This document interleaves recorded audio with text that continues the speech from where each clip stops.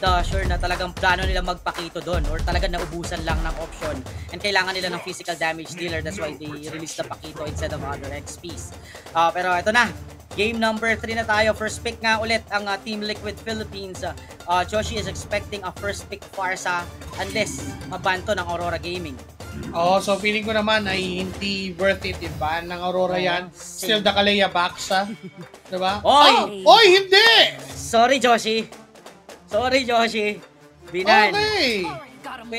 Arlot, available Arlot Okay. Kalea and Arlot. Ban Kimi, Kalea, feeling ko bana ng Aurora yan. For first pick ng Arlot ba ang Team Liquid? Ganun ba sila ka-desperate to give or not to give that hero to Edward? Kasi if they would not first pick yung Arlot, kukunin ng Aurora Gaming yun sa second pick nila. Probably an Arlot plus Harith for Dominkai. Tapos for Team Liquid, they could either go for the Hayabusa. Obvious is a ban. So, tinatrap nila kayo yung Liquid. Magkalea kayo. Magkalea kayo para di kayo mag-Arlot. Kasi kung hindi, amin yung isa. Yeah, dalawa actually, pati Harith. Pwede mo ng Aurora. Kasi parang napakahirap. Yung first pick nung Harith. So, Kalea, Harith ang tinitignan natin ditong first two pick ng Aurora Gaming. There is the Kalea. Harith is an option. Tinanggal din nila yung Phobius, so walang masyadong pang-counter sa Arlot, sa mga dash. Is this gonna be a Harith or a Joy? There is the 1-1. Ganon din ba? Dashing rin. Okay, so same idea. Same idea, pero at least ngayon pwede nilang laruin yung mid nila kasi balance na yung damage. Oo. And even the XP. Kasi yun yung naging problema ng Team Liquid dun sa game number 1. They're more on a magical damage dealer. Selena? Pwede afford nilang mag-utility, Aurora Gaming. Oo, sa Aurora Gaming pwede silang kumuha ng Fredrin, the Fredrin Kalea. Pwede yan. Is Team Liquid gonna go for a Hayabusa Selena? No! Parang lalaban na agad si Oheb na kumuha ng kanyang hero. Possible ang Harith. Against the 1-1, it's good. Galawan na magiging puhunan. Here goes the Susin. Coming in from Sanchi. So ito yung plano nila. Magbigay ng sakit ng ulo. The Susin Harith combo. Aurora Gaming. Are they gonna go for a Fredrin? Kasi dahil sa Susin pick, trinap nila yung Fredrin eh. Yan Sige, nga, Fredrin kayo, subukan nyo. Inahamon nila ang Aurora dito na mag-Fredrin. Simpleng purify lang kasi ang ang Zushin, kaya na niyang i-dodge yung threat ng Tidal Strike, and Crimson Beacon will be there as an extra dash para makalayo. You have the shield as well. Yung healing, di ba, na bigay ng Kalea is an option na pwedeng dun paganahin. So Baka technically, okay lang din naman. Baka magmati pa nga si Daddy JP dito. Actually, pwede, pero sobrang lambot na kung tutusin. So there goes Hayabusa. Hindi sila parang util. Dahil nag-Susin, hindi sila mag-Fredrin. So kumuha sila ng Assassin, leaving Lancelot to the hands of Carl TZ if hindi ibaban ng Aurora. Are they gonna go for a Ling Lancelot ban just to remove the Assassin threat for Carl TZ? Ang likot ng lineup ng Team Liquid pag nagkataon, dashing lahat. Arlot, Lancelot, Harith. Oo nga. Magkakataon, di ba? Pero pinana nga yung Lance, Aurora. Team Liquid also banned the blue. Ling ban for Aurora is an option. Parang nasa nasa 60% or 50% chance na yun ang iban nila just to force Carl TZ to use a utility jungler or a fighter jungler. Pero pwede rin namang roam hero like the Matilda. Kasi naisip ko pwede pang ganon or Angela. Ang tapang, pwede kasi mag-hybrid yung Arlot kasi hybrid niyan eh. Oo, Malabot pwede kayo sa siya. early, pero pagdating ng mid-game, pwede nyo na siyang asahan. Oo, tapos may damage output pa. Mag-Fury Hammer kasi, di ba? Pwede. Possible. So, Kaya lang, pag nakalipad yung 1-1, kawawi kayo lahat. Kasi hindi kayo nagbakunan. Kung sa Gatot Gatchaban, respeto. respeto kay Daddy Respeto JP, kay- napakaganda naman talaga ng ginawa niya kanina nung game number 2. Is it an XP hero? Is it gonna be a Hilda? If this is a Hilda, nagluluto ng assassin pick ang Team Liquid. Maybe a Ling. Tama. Link to, link. Sa Hilda. So, Ling ang pwede sa Liquid. For Aurora, are they gonna go for a Benedetta? Yuzong, Lapu. Lapu. Pakito is not an option right now. I mean, really not an option. Hindi niya kayang boomers down ng Zushin ng Harit o ng Arnott. Kawaway siya sa Zushin. Pag di niya napatay. Iangat lang siya dun. Wala na. Pwede na siyang patayin agad. So, Sicilian, for the late game, although medyo, nag-double scale sila sa 1-1 tsaka sa Sicilian. Oo nga. Kailangan, laki ng dito, responsibility sa early ni Demon Kite. Yep. Sa kanya lahat for the early game dahil hindi ganun kalaki yung damage output ng kanyang mga Glass Cannon heroes. As expected, Ling ang kukuhanin dito ni Carl. Rome. And yung Rome. Angela. Oh, wow! Wait lang. Sure ba? May Tigreal, may Franco. I mean, Hylos is good. Hylos Sushin. I mean, grabe yung combo na to. Hindi talaga gagalaw. Oo, El Clasico to. Bagong luma ulit. Pero mas okay nga yata yung Kadja. Kasi pag well, ang tapang. Kasi I was about to say na ang daling stackan ng Hylos if you're a 1-1. So as much as possible, you would want some pickups from the Kadja and the Franco. Pero ang laban ng Team Liquid is all on the macro. I mean, Daddy JP sa harap, bigla na lang may lilipad na Sanford with the final slash. Yun yung idea ng lineup nila. Aurora Gaming, Edith for Edward. That is really good. Crowd control check, damage check, sustainability check. So lahat ng aspeto ng pagiging XP lane, meron ng isang Edith. So kinuha yun ng Aurora. Yeah, Aurora with the Edith pick. This is the first Edith sa day 2 qualifiers natin. Kung papansinin natin yung lineup talagang mag-scale pa, mararamdaman natin yung lineup ng Aurora pagdating ng mid-game to late game. Even Edith, it's a tank marksman. So napaka-item dependent nito. Masasakit siya habang kumukunat. Yung Link kasi, sabihin na natin na kasi ayaw niya sumabay sa objective early but not on the damage. But since you have the Zushin and Hylos, kayang kontrolin ng Team Liquid totally ang early game natin. Bagang hirap for Aurora na sumabay ng maaga. Diba, kapag wala pang damage output yung Sicilian and yung 1-1, parang question kung paano nila tutunawin yung Hylos and the Zushin combo sa harap. So ang gagawin na lang ni Carl TC dito, might as well kunin lang yung space na binibigay ng Hylos Zushin na combo ng Team Liquid. Now we're on to our very last match for today. Team Liquid and Aurora Gaming. Whoever wins will be top 1 onto their respective group. So now, nilalaban ng dalawang kupunan ang pagiging numero 1 sa kanilang sariling grupo. Yeah, and sino man nanatiling undefeated sa mga series all throughout the qualifiers. Sa mga kadarating lang dyan, game number 1, it was a quick game for Aurora Gaming. Game number 2 was secured by the Team Liquid Philippines. And with the draft we have, mas parang nakuha ng Team Liquid yung lineup na gusto nila. That Arlott pick is the same Arlott na ginamit ng Aurora ng game number 1. Although ang question is it gonna be the same result na pwede natin makita? Kasi syempre, magkaibang player pa rin. Sandwich no, well connect. Makakataka si Sanji with a flick na meron siya. Nabuhat nga lang, ito si Renny J. Naku po, target na si Chess Manay nandyan. Tumalon, lumipad. At kinailangan na lang ng onting blades para patayin ang Hitman.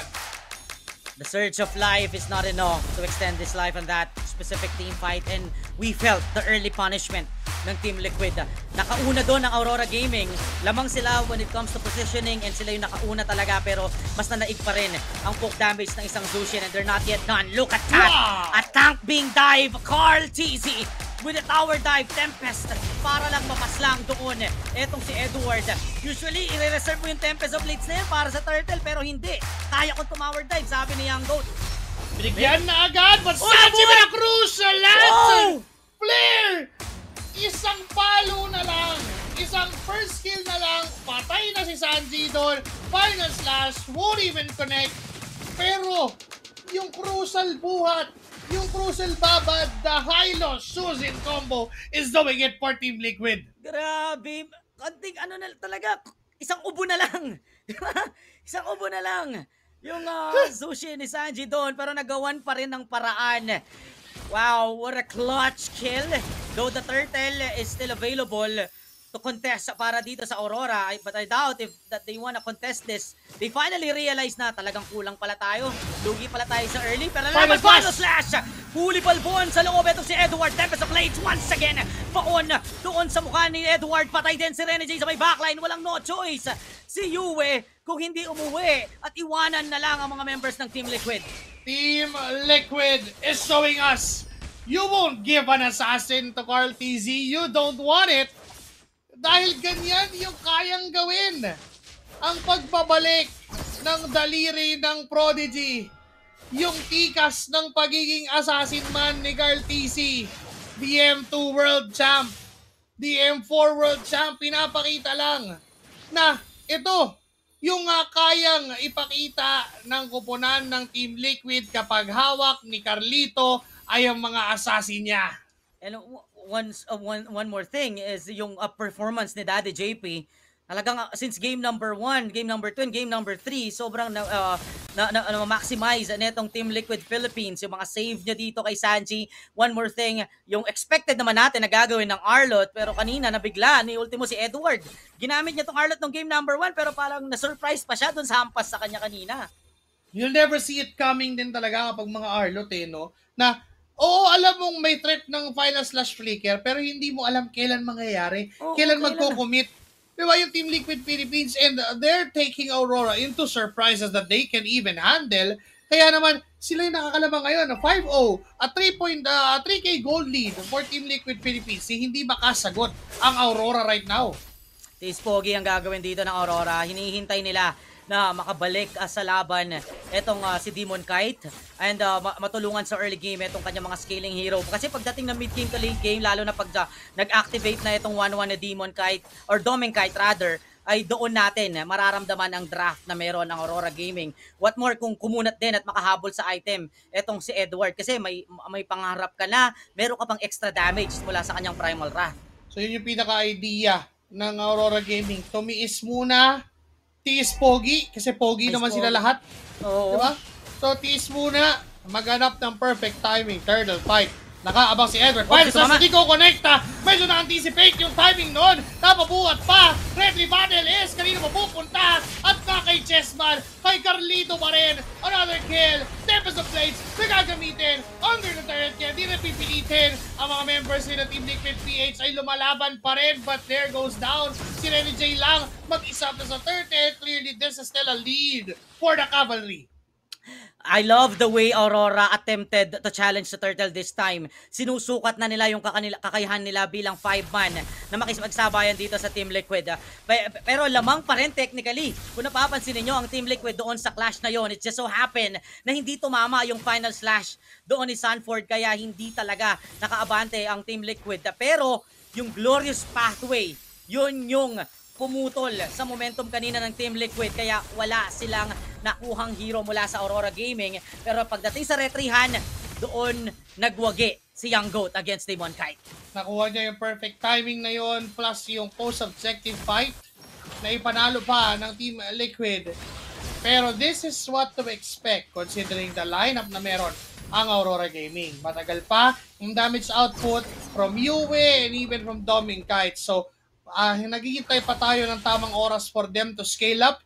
But for Team Liquid, hindi nila hinahayaan mag-scale ng malaya yung mga heroes na yon. Laging yung ikot, yung rotation ay napupunta doon sa 1-1 ni Doming Kite. Alam din niya na siya yung nagiging target. So paglilipat naman ang target dito sa gitna na lang ang punteriya. Rene J bumuhat ng isa pero may Purify pala. Sa ngayon yung tutumba. Taro sa kamot on getting that kill. Turn it down as well. Yung mga ganon na gustong gawin ni Rene J ay hindi niya magawa ng maayos dahil sa mga Purify na meron, sa sustain na meron ng Team Liquid Philippines. Di ba malaluntian yung spells ng Team Liquid? They have 2 Purifies plus Revitalize. So kahit matalo na ni Rene J yung dalawa kanina, wala man siya nabuhat pabalik, and siya pa yung na-punish because of the slow glorious pathway mula kay Daddy JP. Hindi makarespo yung kanyang mga kakampi. Yan yung isa sa mga hirap sa compare mo sa ibang mga XPs yung isang Edith. Kasi kailangan niyang gamitin yung kanyang flicker para magkaroon ng surprise factor yung kanyang crowd control. Dodgeable kasi yung onwards So you need is a flicker earth shatter just to surprise the opposing team. And he did not use that because there's a glorious pathway inside. At mukhang madadamay lang siya kung tutulungan niya si Renny J. Kailangan pa ng oras. Oras pa for Aurora Gaming. 7 minutes in. Roughly 5 minutes pa ang kinakailangan para maramdaman yung damage output. The good thing for Aurora is that hindi pa namamatay etong si Doming Kite. Hindi pa siya nahawakan. Freely, he was just taking those farms, minions, and even yung mga buff o yung mga jungle camps ay nakukuha din naman niya. So technically, this is still good. Ano pa din to? Good 1-1 game pa din to for Doming Kite. Kailangan lang mahanap yung perfect timing kung sino yung i-stackan, sino yung tatargetin, and binibigay na rin naman ng Aurora sa kanya yung mga lane. So technically, ang plano na ng Aurora dito, Doming, pabilisin na natin yan. Matagal pa ba? Kaya na ba? Sa ngayon kasi medyo hindi pa. I think kailangan din kasi dito ni Doming na kumunat pa, either Edward or Renny J, kasi kailangan meron tagasalo ng damage muna. At maging abala si Sanji at si Kielwan habang nagkakaroon ng teamfight. Kasi pag na-focus sa kanya yung atake dito, hindi niya makukuhang lumipad. Tingnan mo naman yung tower dive once again. Napilitang gumamit ng Primal Wrath si Edward para lang matagalan yung mga blades na ibinigay sa kanya ni Chessman. Pero ang target pala dito ng Team Liquid ay basagin ng depensa sa may itaas. Dinadaan na sa macro ng Team Liquid. But here comes a final slash coming in from Sanford. And holy moly, is gonna go down. May summon force mula kay Kielwan. Alam niya walang uhuli sa kanya kaya sumasayaw lang. Pero sinasano niya yung mga turret shots kaya mapapaatras na. And now for Team Liquid PH, silang nakalamang getting 1-1, getting Doming Kite, and now yung mid lane ang next na punterya. Pero hindi pala, liliko sila sa purple ng isang Hayabusa. Yeah, pipilayan pa nila lalo dito si Demon Kite. We expected an aggressive Hayabusa, pero ngayon ay nahihirapan. Nahanapan na ng paraan ng Team Liquid yung assassin ni Demon Kite since game number 2. Di ba, parang sa tingin ko, kryptonite niya si Daddy JP. Nangyari yung mga unbreakables play nung game number 2. Tapos nangyari yung kaninang Law and Order. Mapapatay na lang niya si Sanji, is naangat pa siya. Di ba yung mga ganong klaseng deny? Sa tingin ko yun yung nagpabagal dito kay Demon Kite kasi iniinda na niya na pwede siyang makontrol at pwede siyang mapatay. Kaya medyo naging passive yung laruan ng kanyang Hayabusa. One more thing is aggressive naman sa kabilang dako yung playstyle nitong ni Carteezy. Wala siyang pake kung sino man. Ni Ultimo Edith, tinatower dive niya, pre. Oo, alam niya rin kasi na makakatakas siya eh. And parang naging sobrang careful ni Demon Kite, 'di ba? Considering na ganun yung nangyari nung game number 2 na kung saan kanina pala rather nung simula nung laban. But then again, here comes another engagement coming in from Renny J. Sanford's gonna go down. Naiwang mag-isa si 4D dahil malayo din ang ibang members ng Cavalry. Susubok ba? Dahil 4 na miyembro pa naman ang buhay, may damage output na kailangan at sapat. Sanji ay humaharap yung tapang but Chessman on the backside. Yung Tempest of Blades ay hindi pa niya ginamit. Tinipid pa niya hanggang kaduluduluan. Binibait lang dito yung mga resources na meron ng Aurora. Glorious Pathway, tamang tipla. Na-slow lahat yung 4. Pero may mga poke damage din na mula doon kay Yue. Summon Force gagamitin naman. Nakalipad yung 1-1 ni Doming. Kulang pa rin yung ibibigay na damage against Team Liquid. Pero yung kulang ay nagtuloy-tuloy. Kaya napasalang ang mga members dito ng Team Liquid. Tempest of Blades para kay Carl TZ. Sanji will be taken away by Holy Moly. Here comes the Tsunami Slam and Chessman will be shot down. Doming Kite goes online and they annihilated 3 members from the Cavalry. Yun na! Di ba sabi natin 5 minutes yung timer para mabigyan pa ng oras itong si Doming Kite sa kanyang 1-1. And there you have it. Kanina nung 7 minutes hindi natin maramdaman pa yung damage output. Pero ngayon na nasa 11 na, kinakaya na, pansamantala, nakukuha na ng Aurora yung mga gusto nila. Pero hindi kasi natin nakitang nagsama-sama yung Team Liquid dun eh. Masyadong hiwa-hiwalay. What more kung sama-sama, pero si Taro Sakamoto, si Daddy JP, nagamit na ni Demon Kite yung kanyang retry para masecure yung purple buff. Napakahalaga din naman kasi noon considering na Ling yung katapat niya. Baligtad na ngayon yung sitwasyon. Ang inaagawan naman this time ay si Carl TZ. Balikan natin yung sinasabi mo kanina, pre. Tama yung sinabi mo eh. Outnumbered din. Etong Team Liquid, pumalag sila on a 4v5 Oo. matchup. And then inaabangan lang sila ng Aurora. Biruin mo, hinintay ng Aurora Gaming na mag-war off yung Glorious Pathway bago sila umabante. And after that, naging madali sa kanila na magbabad sa teamfight at naipanalo pa nga nila yun dahil nagtuloy-tuloy din yung poke na binibigay netong ni Yue plus nakalipad nga si Domeng. May susubok na naman muli ang Aurora na pumosisyon. Although matagal pa naman yung Lord, 30 seconds pa naman halos yun, na nakapwesto na rin naman ng Team Liquid Philippines. Nag-aabang sila ng pwedeng dumaan. And yung target na rin nila ay pwedeng yung Torres sa itaas. 4 na miyembro, 5 doon for the Cavalry. Malayo ang ibang members ng Aurora. Lamang dito sa push kasi ang Team Liquid kaya afford nilang gawin. Etong mga maagang execution na to. Tinatakot si Demon Kite.